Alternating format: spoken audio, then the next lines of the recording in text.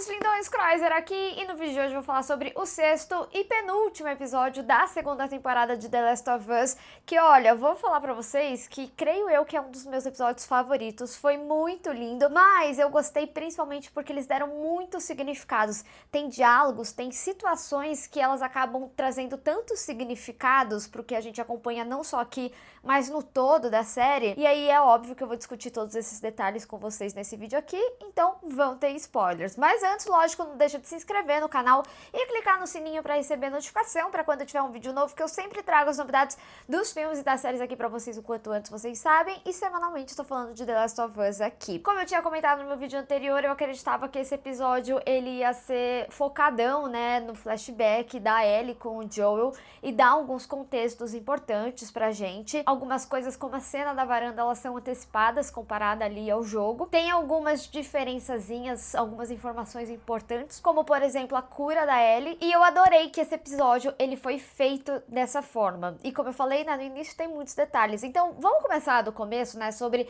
essa cena do passado do Joel, da adolescência, pré-adolescência ali do Joel e do Tommy, porque a gente vê que o pai deles tinha uma relação muito dura com os filhos, a ponto de bater neles, né, e que o Tommy tinha muito medo do pai dele, tanto que o Joel, ele assume, né, a história falando que ele que tava tentando comprar maconha ali, mas essa cena, ela mostra vários detalhes importantes. O primeiro aspecto que eu vou destacar aqui, e talvez um dos mais importantes para esse episódio especificamente, não só para a descoberta da Ellie ali sobre os vagalumes, mas também por causa da situação do Eugene, a gente vê que o Joel, ele mente por quem ele ama, seja num contexto de amenizar uma situação ou, no caso, né, de salvar ali a Ellie do ponto de vista dele. O outro ponto é a dureza, né, que é uma característica que a gente vê no Joel, que ele teve uma responsabilidade muito cedo. Não é à toa, né, lá na primeira temporada, no primeiro episódio, a gente vê o Joel tirando o Tommy da prisão, né, tanto que quando estoura a infecção, era porque ele tinha ido tirar o Tommy da prisão pra ele não passar o final de semana lá. Então é sempre também ele limpando essa barra, e é interessante porque nessa cena específica, a gente até vê o diálogo do pai dele com ele abre uma cerveja pro Joel e dá ali pra eles terem essa conversa, como se fosse um papo de homem pra homem, independente da idade que o Joel tinha ali, mas principalmente pela sua atitude. Então eu acho que isso também demonstra muito os aspectos da personalidade do Joel que a gente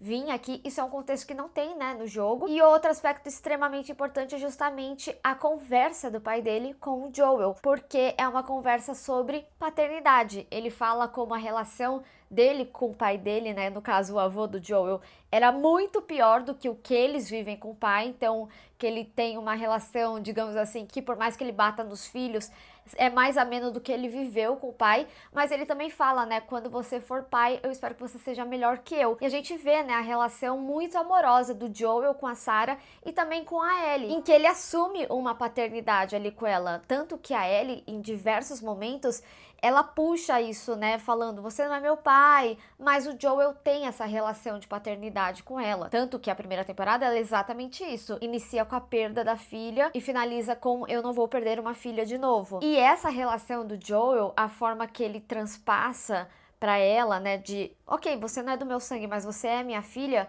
também vai ser essencial pra conversa que ele tem com ela na varanda. Eu já vou dar esse gancho aqui, mas eu vou falar da conversa da varanda ainda mais à frente, porque isso também vai ser essencial pra relação dela com a Dina. Tanto que na varanda, né, ele fala que ele espera que ela entenda esse sentimento um dia por alguém. É por isso que não é à toa que a gente vê aquela frase ali no teatro quando ela fala, eu vou ser pai. E vem justamente dessa conexão. Por isso que eu falei, gente, esse episódio, ele traz diálogos extremamente importantes que dão significado a coisas muito maiores, a coisas que a gente ainda vai ver e coisas relacionadas a esse episódio, e que também justifique coisas que a gente já viu ali no passado, nesses 5 primeiros episódios aqui, principalmente, né, a relação, a que pé tava a relação da Ellie e do Joel, porque que eles estavam se estranhando tanto no início da série. Então eu achei essa cena adicional aqui do passado do Joel extremamente importante para explicar diversas coisas aí da série. E essa relação de paternidade paternidade, né, também reflete no que a gente acompanha ao longo do episódio da relação do Joel com a Ellie.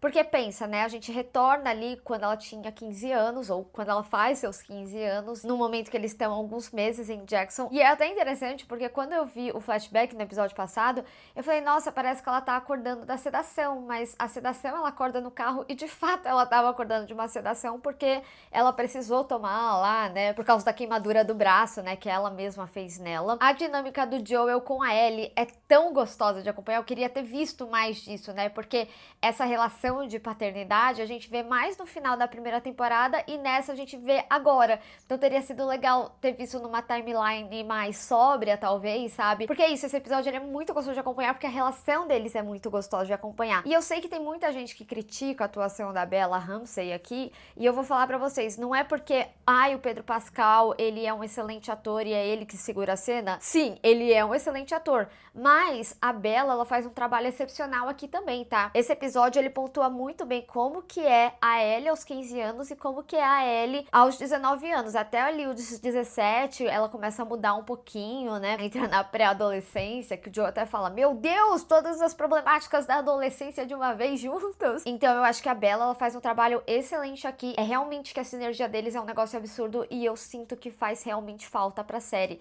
E é interessante isso, porque eu sinto que a Bella e a Mercê, elas também têm muita química. E a Mercê, ela é muito carismática, mas realmente eu acho que o Joel, ele traz um peso, né, aqui pro personagem. E eu vou até discutir algumas coisas do porquê que tá inserido um pouco de como a série tá construindo a Ellie aqui. Esse episódio deixa ainda mais claro isso. E aí, como eu tava falando, né, dessa relação da paternidade do Joel, a gente vê como ele se dedica anualmente para todo aniversário dela ser algo especial. E para mim eu tenho uma leitura que vem muito do sentimento de que a gente viu lá na primeira temporada, aquele momento do aniversário dele, né, em que a Sarah até faz a surpresa do relógio. Tem até uma cena de quando ele tá montando o violão, que eles focam no relógio, que foi tão especial quanto o que a Sarah fez, né, em consertar o relógio dele ali como presente de aniversário na primeira temporada. E como esse aniversário dele ficou marcado com a perda dela.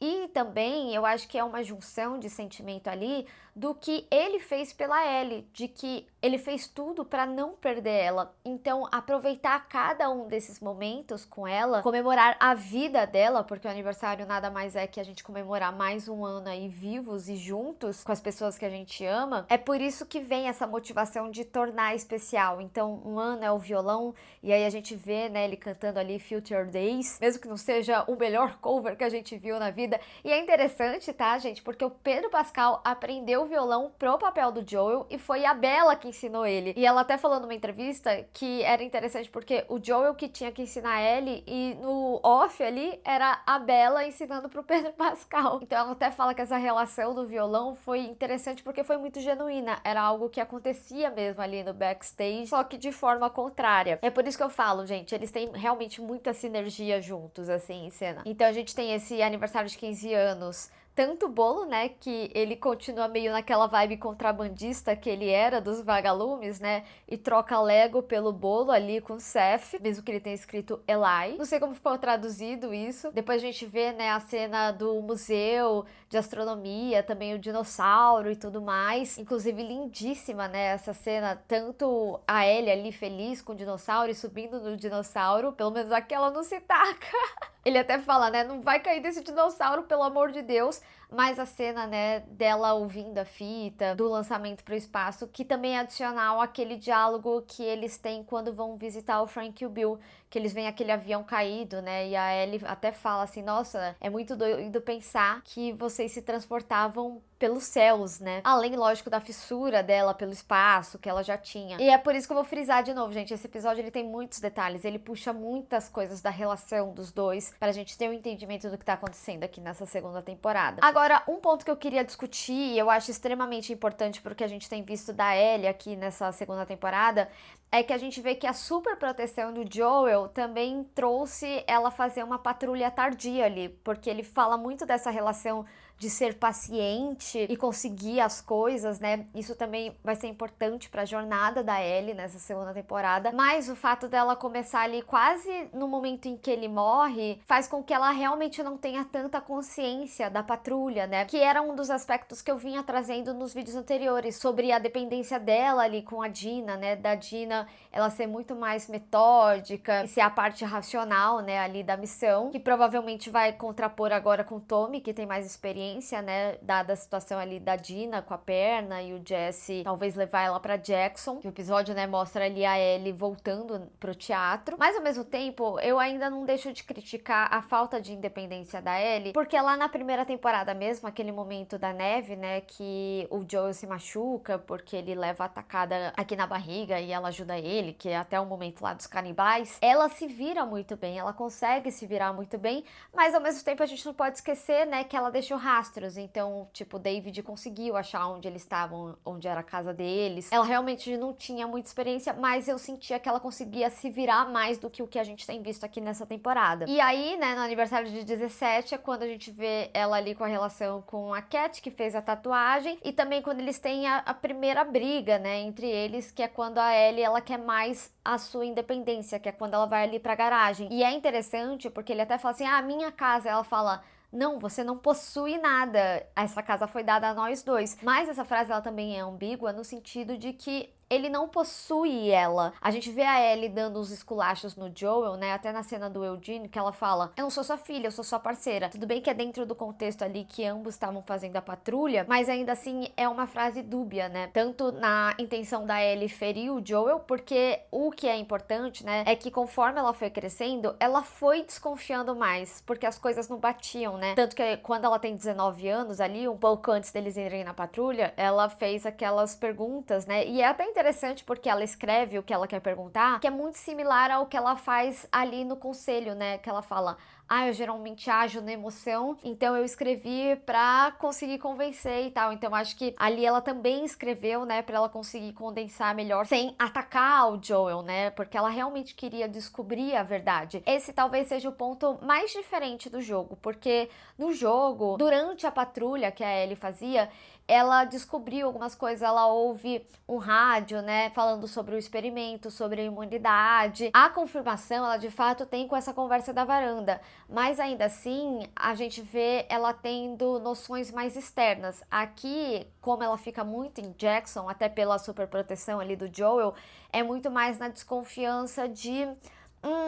talvez não tenha acontecido da forma que foi, algumas peças não se encaixam, e faz sentido. E assim, não é como se ela tivesse desconfiado do nada também, né? Porque desde quando aconteceu, ela já não tinha comprado 100%, mas algumas coisas nesse meio do caminho foi não fazendo sentido, e ela teve a sua confirmação com a situação do Eugene, do que ela já desconfiava. E eu gostei de como eles construíram a relação ali do Eugene no entorno disso. Eles deram menos importância pro Eugene do que eu imaginava, ou que a série fez parecer, né? Como eles trouxeram a Gale só pra ser a esposa do Eugene, e aí citava o Eugene várias vezes. Eu até achei que ele ia ser um personagem meio que nem o Frank e o Bill, que existem no jogo e a série ia explorar mais, mas no final das contas não, né? Eles acabaram trazendo só esse contexto, porque foi meio que um viés de confirmação pra ver esse aspecto da mentira do Joel, que da mesma forma que ele prometeu não matar ali o Eugene, ele prometeu que ele não matou os vagalumes e que ele não tinha mentido ali pra Ellie do que tinha acontecido. E por isso ela ficou tão frustrada com toda essa situação, né? E eu achei legal porque a morte do Eugene, ela é até mais cedo do que eu imaginava, era super recente.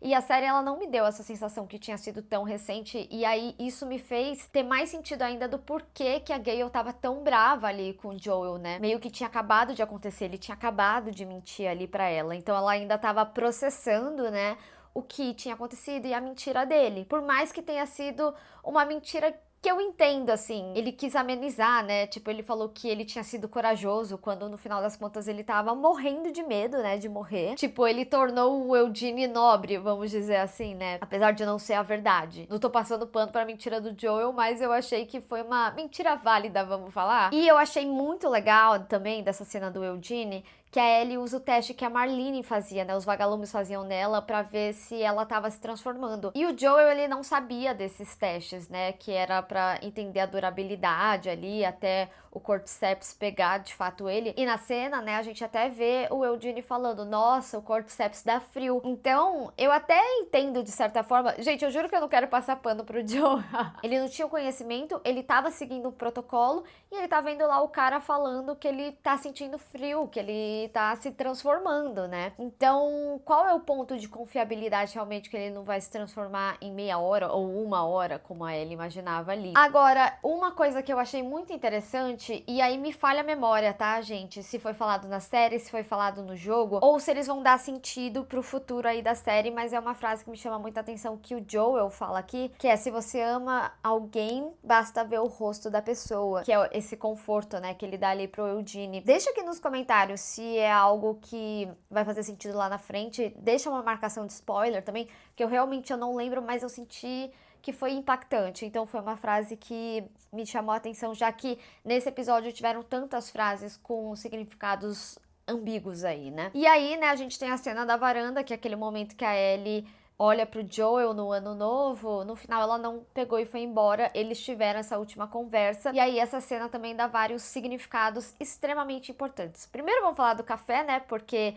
aqui justifica o porquê que ela leva café. Tinha toda aquela relação já do Joel ter falado pra ela no hotel que ele gostava muito de café, que na série foi no momento ali do acampamento, né? E aí a Ellie acha o gosto nojento, mas também por causa disso, né? O que ele fez ali pra conseguir o café, e essa teria sido a última conversa deles antes da morte, então por isso ela leva no túmulo dele. E outro aspecto também extremamente importante dessa cena é que aqui na série especificamente, eles afirmam que tinha uma cura. Eu acho que é importante a gente relembrar algumas coisas que a série passou com relação à cura, porque a título de curiosidade, no jogo eles nunca deixam claro, né? A discussão, ela vem porque justamente não sabia se de fato existiria uma cura. Poderia ser que a morte da Ellie fosse em vão. É importante destacar que esse episódio ele é escrito, tá? Pelo Neil Druckmann, que é o criador do jogo. Não sei se ele se baseia por algum fato científico, porque a série constrói desde a primeira temporada as possibilidades, né? Lembrando, né? Eu digo assim,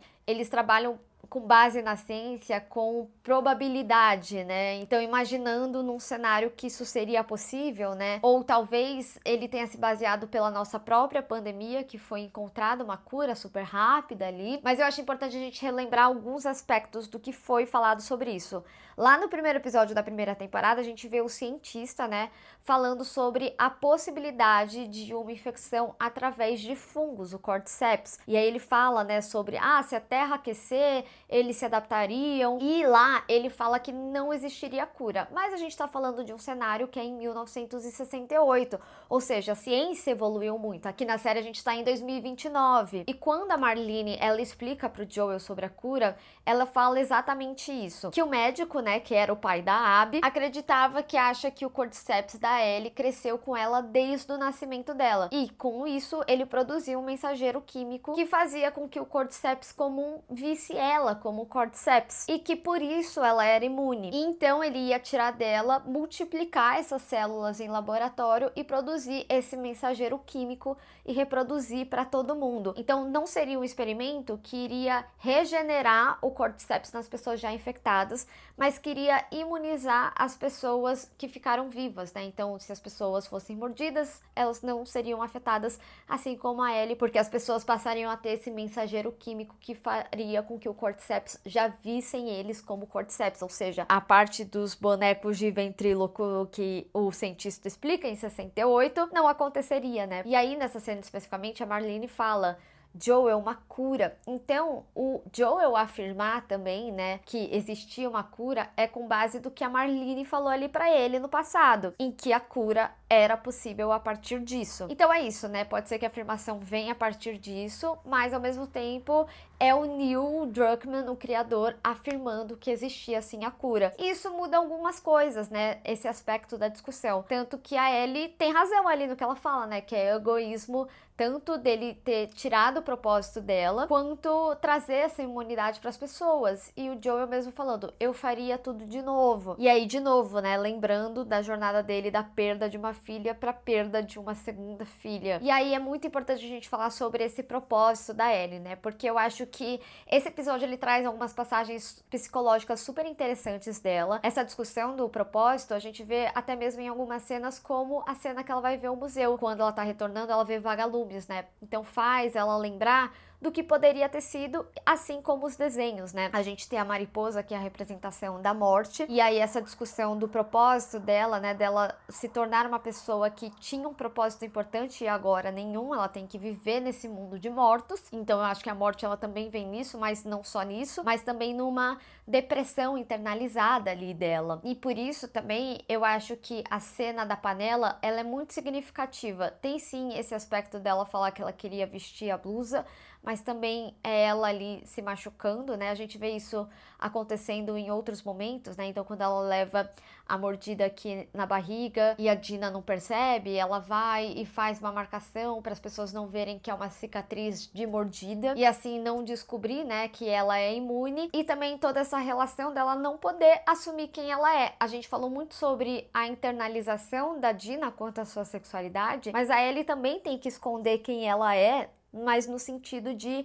ela ser essa pessoa imune, ou dela ser essa possível pessoa que teria a cura. E aqui no contexto da série de afirmar que existia uma cura, mais grave ainda. The Last of Us, a obra de uma forma geral, e eu acho que a série ela faz isso muito bem, né? Sempre discute sobre o nosso propósito como humanidade. Por exemplo, de que vale a gente sobreviver num mundo que é tão infectado e que tem que ter tantos cuidados, e ver a beleza dentro disso também como a construção de uma família, né?